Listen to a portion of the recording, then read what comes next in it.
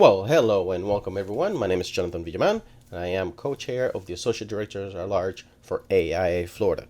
I'd like to welcome you to another installment of AIA's Florida's Friday Facts, where I cover and attempt to summarize AIA Florida and AIA's in general related topics of the week, and sometimes some random article that I may find interesting that I'd like to share with everyone. We'll go ahead and get into some general housekeeping. It's going to be relatively dry, so here we go.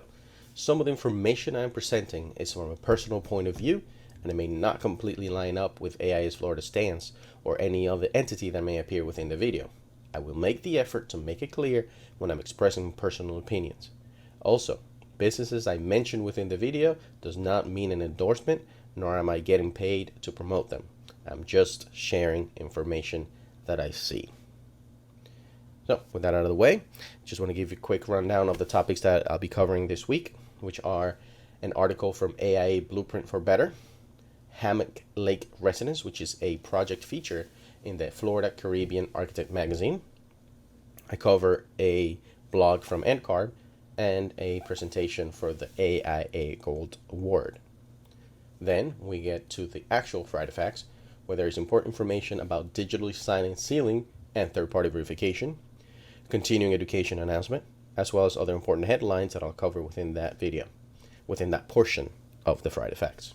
And finally, I would close it out with events happening around this month around the state. And these events have been shared with AIA Florida from your local component. So if you'd like to see some of these topics, please let them know to share.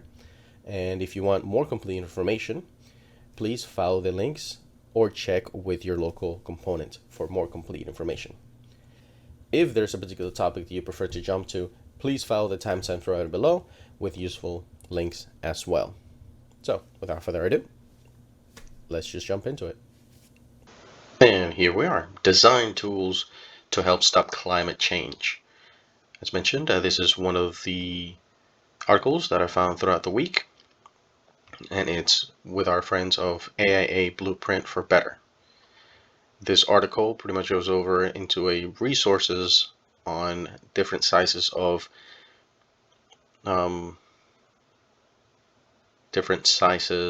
firms and how they can go about reducing the carbon dependency. On this particular one, we have identifying embodied carbon, right? And there are three ways in which all firms can do this, right? There's three main ways to do so, to quantify the carbon.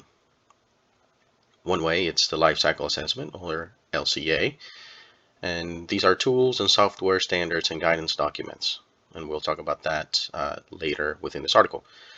Environmental Product Declaration, or EPDs, is another way where it can be done. And then online resources for reducing embodied carbon, right? And these are software programs and resources that enable architects to calculate the embodied carbon of proposed projects and then help them ways to discover how to reduce it. So the three sort of scales of firms that we talked about here are small firms, which are anywhere up to 9 staff members, right? And these firms have many options for reducing their embodied carbon if they choose to try to do so. And the easiest way, the easiest method is to use Environmental Product Declaration, or EPDs, which are labels that state independently verified information about the carbon footprint of each product, similar to nutrition labels. Right? You can read more if you like so down in the link provided. For medium-sized firms, right, and these are firms between 10 to 49 people, they can lower the carbon on large commercial projects by focusing on how to reduce the body carbon of materials in commercial construction. For medium-sized firms, they can reduce the environmental impact in significant ways, often without increasing the project, right? And so the manufacturer of core construction material like steel, concrete, and aluminum glass account for 11% to do so. All right, and here's the rework of the medium-sized firms. So for medium-sized firms of sizes between 10 to 14. Here's the real work again. For medium-sized firms, which are typically between 10 to 49 people, the easiest way to lower the embodied carbon, according to this resource, is by focusing on materials like steel, concrete, and aluminum and glass, which account for about 11% of global CO2. And so by focusing on those and reducing those embodied carbon in those projects, the medium-sized firms can target the overall goal of reducing carbon emissions. For large firms, right, which are typically considered to be 50 plus people on staff, they tend to make the biggest impact to be able to reduce the embodied carbon. And for those, this article suggests using a tool called Tally.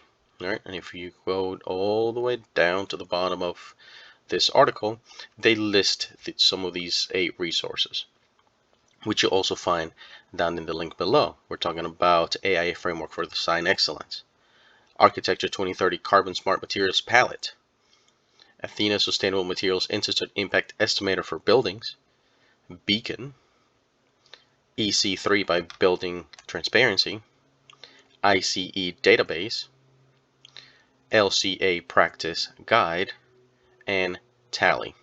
So all these 8 resources, I'll go ahead and leave that link down below so you can follow it if you're interested in pursuing how to reduce carbon within your projects.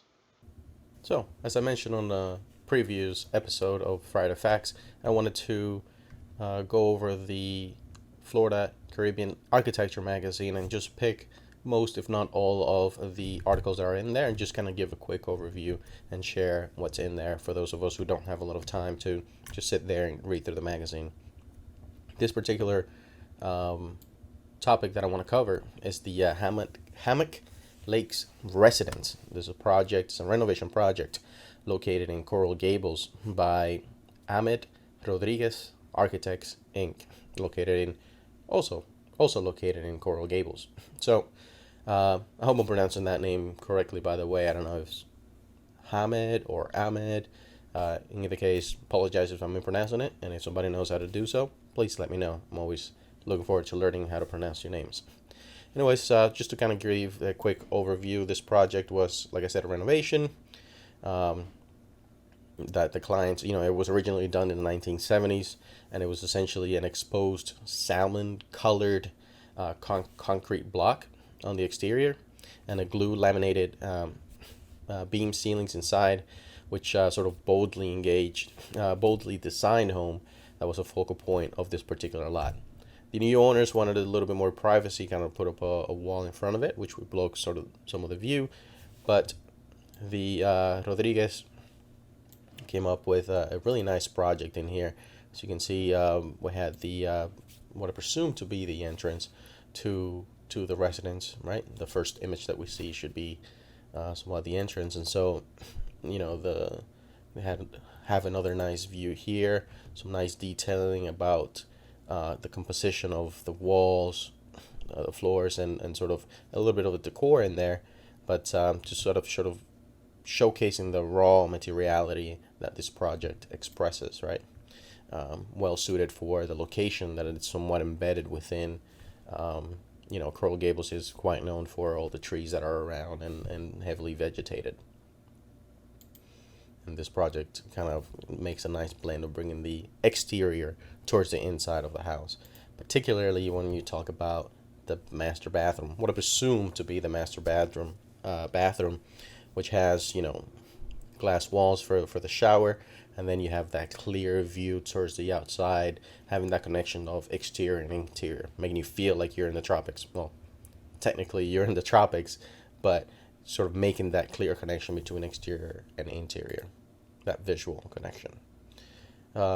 Project has nice views, nice moments within it, and congratulations once again to the architects, pronouncing it Ahmed Rodriguez. Congratulations once again for a great work. Well done. As I mentioned here on the NCARB blog, NCARB put out a blog on May 25th by Salo Aburto. The blog is titled NCARB Vocabulary 101, Terms to Familiarize Yourself With. So these are just a list of terms that you should familiarize yourself to.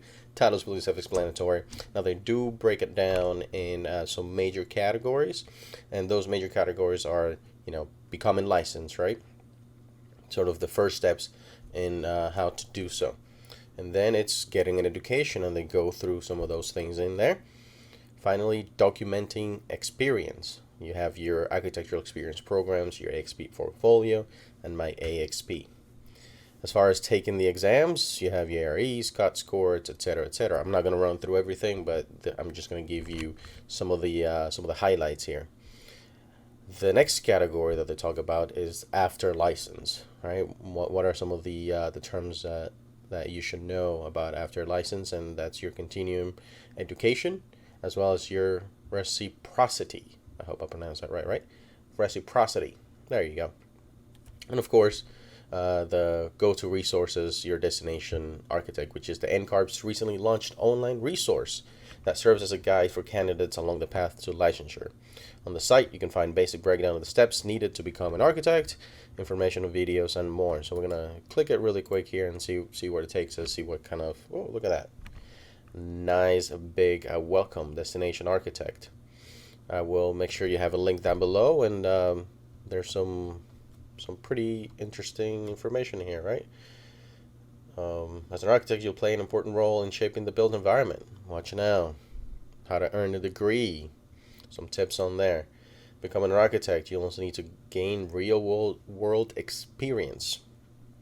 Completing the AXP, taking the exams. That's where most of us are there currently.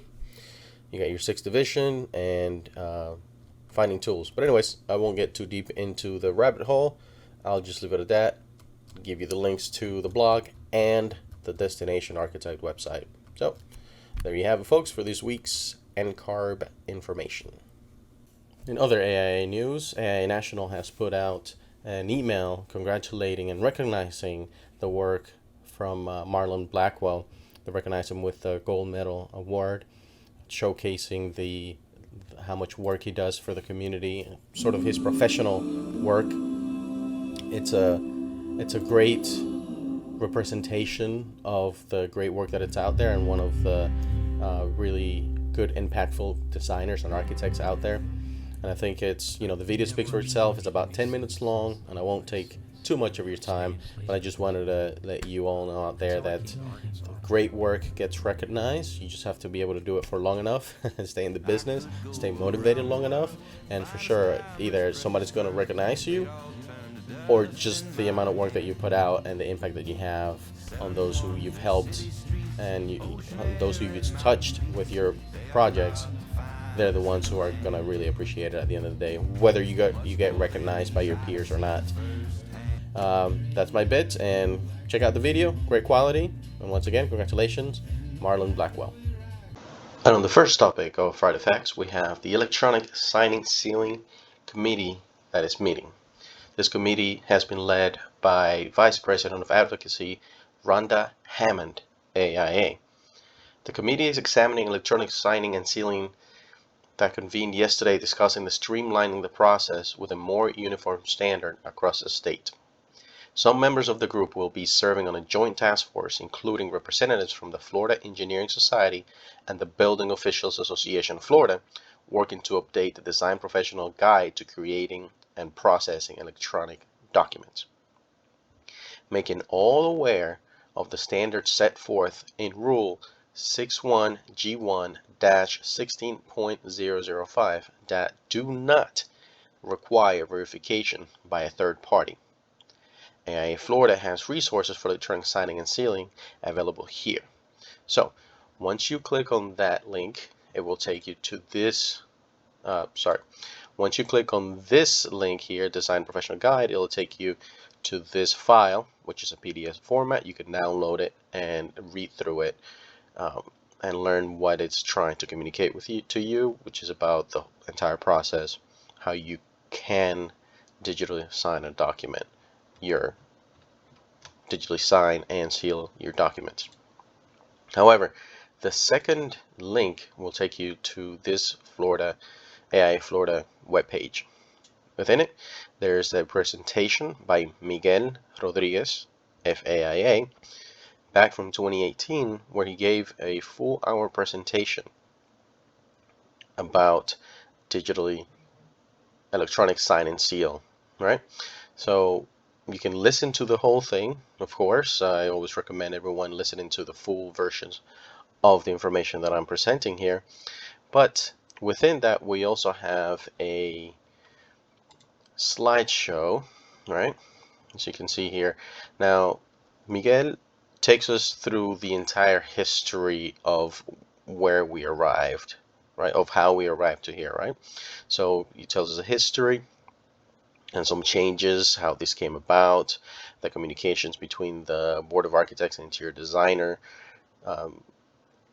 and some rule changes that happened back in 2012 and what happened in 2013, and some rule changes along the years, right, on how we've arrived to this particular conclusion. And of course, you're more than welcome to read through all of this, but I just want to give you the sort of the goal, or sort of the overall picture and some of the conclusions here.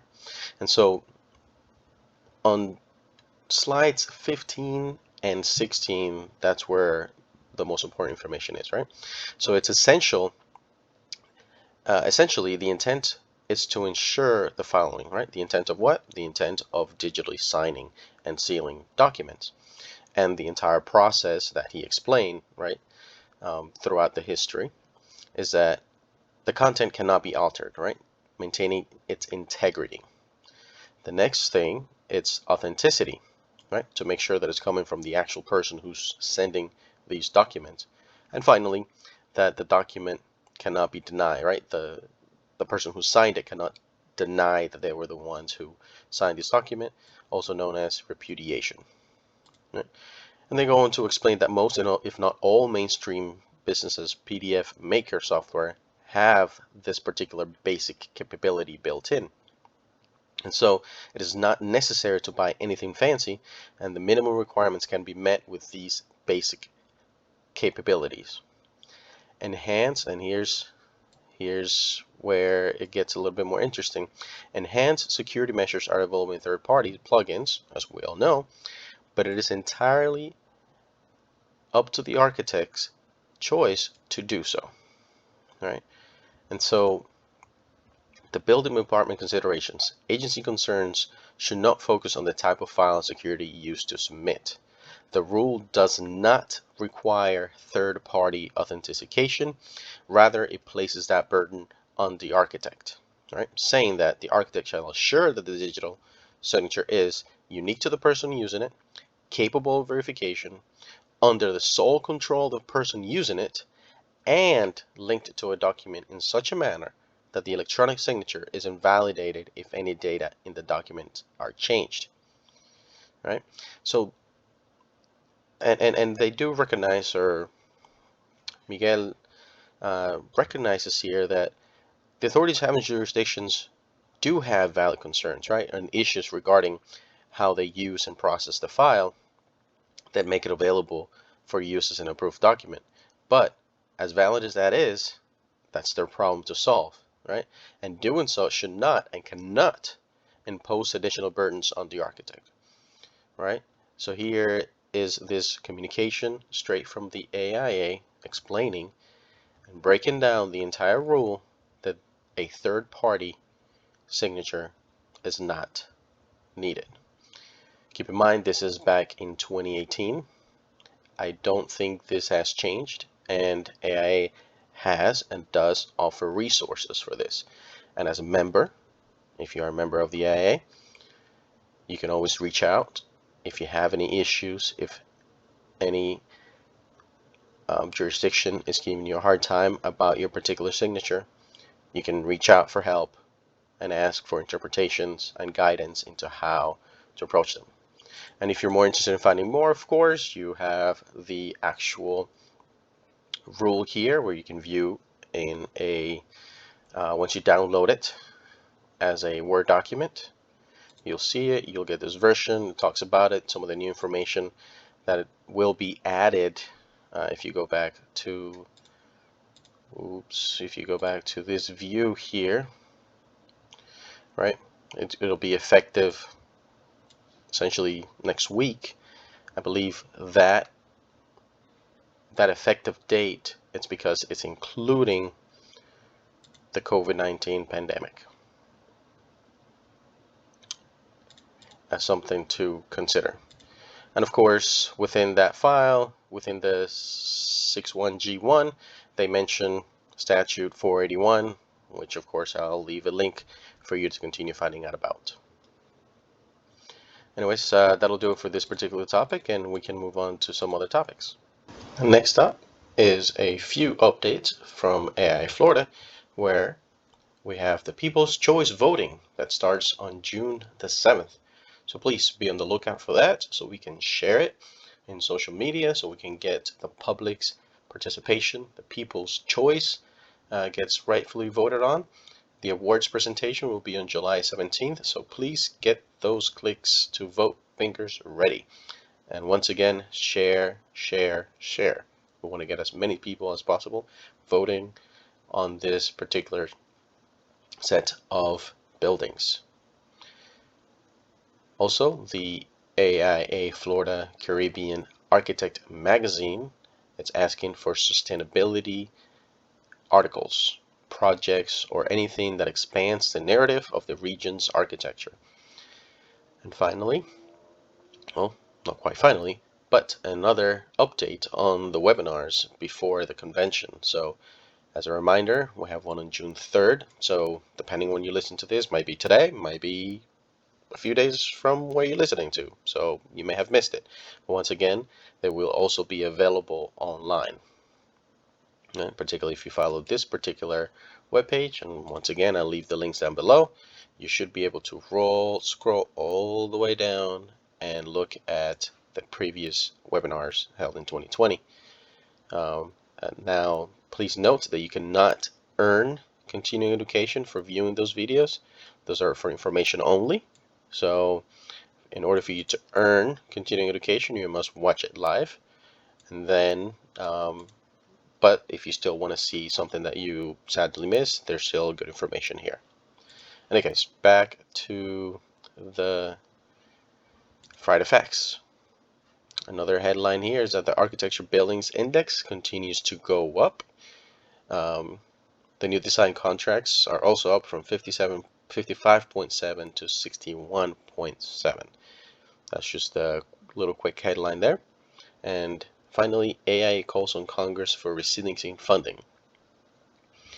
And I quote, AIA, among other design and construction organizations, asked Congress to include funding in an infrastructure bill to enhance the resilience of the nation's buildings. Buildings are a critical part of our nation's infrastructure, said AIA EVP Chief Executive Officer Robert Ivy, FAIA. Not just airports, train stations, and utility facilities, but also the schools where children learn, the civic centers and hospitals where we receive essential services, and the homes where we live.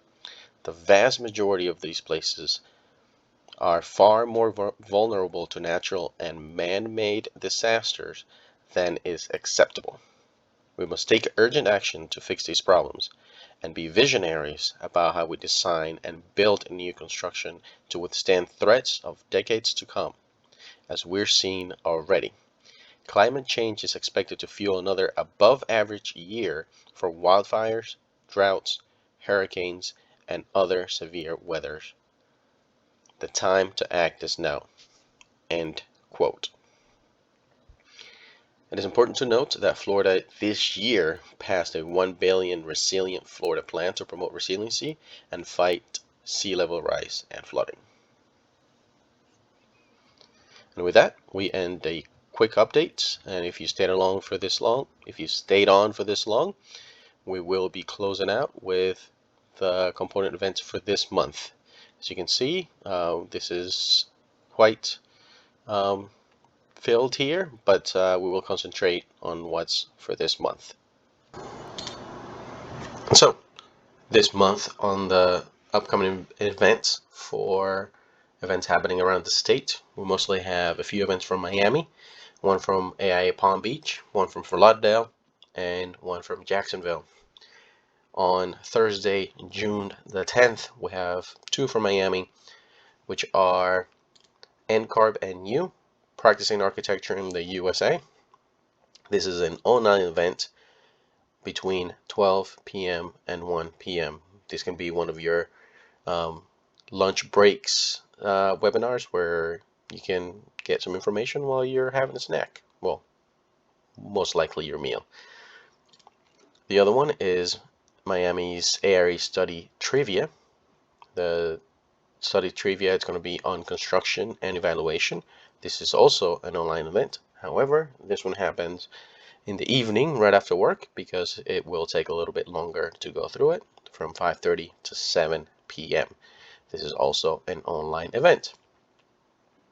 Following week, on June 16th, which is a Wednesday, AIA Miami is hosting a continuing education webinar, Resinous Floors and Wall Systems. This is an online event between 12 and 1 p.m. Another great lunch break webinar to listen to. The week after that, on Wednesday, June 23rd, AIA Palm Beach is hosting a webinar titled Below Grade Waterproofing. This is also an online event at a great time for lunch. During the same week, on Friday, AIA Fort Lauderdale is hosting the fishing tournament. This is, of course, not an online event. You must show up. I don't even think they're going to even be broadcasting this where you can watch other people fish. So you must show up to be able to partake and participate. As I said, this event is from 5 a.m. to 4 p.m. This is an all-day affair. And as usual, if you click the link in there, it'll take you to the webpage where you can sign up. There's some details for you to, some questions and some forms and yada yada. Follow the link to find out. On the last one, we have AIA Jacksonville. They are hosting a, oh, here we go. This is the page that actually takes you to. This is the PGA Tour headquarters. This is a building tour of the new building. It starts at 5 p.m. The information is as you see, and that web page that you saw after is what it'll take you to once you click on the register page. All right. Anyways, that'll do it for the events as they stand right now. They may be updated as we get more information throughout the month. In any case, that's it for now. Once again, thank you for taking time to listen to me. I hope you found this valuable. Take care. We'll see you next time. Bye.